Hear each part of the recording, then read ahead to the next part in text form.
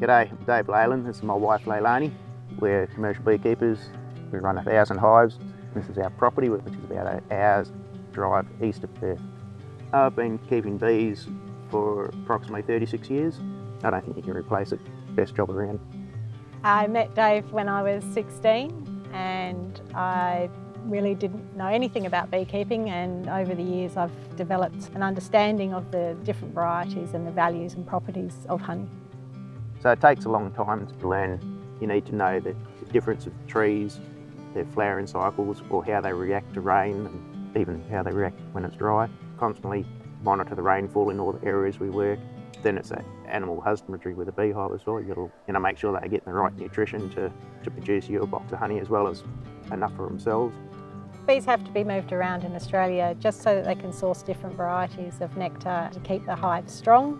A tree will only flower for around about a 6-week period, so then it's time for the beekeeper to decide where they're going to move those hives to and take them to somewhere new where they can continue to get that food source and pollen supply. We really enjoy camping out in the goldfields areas, good campfires, autumn and winter nights, swagging on the ground, crystal clear skies, freezing cold mornings. Beats the city any day. I think West Australia has diversity. It seems that our trees over here, you'd almost think they were designed for bees because the health of the bees are really good.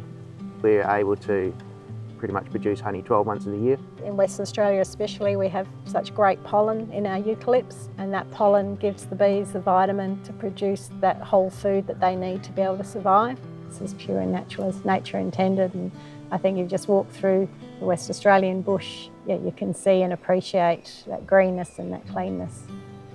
Good honey flow, the bees are bringing a lot of nectar into the hive.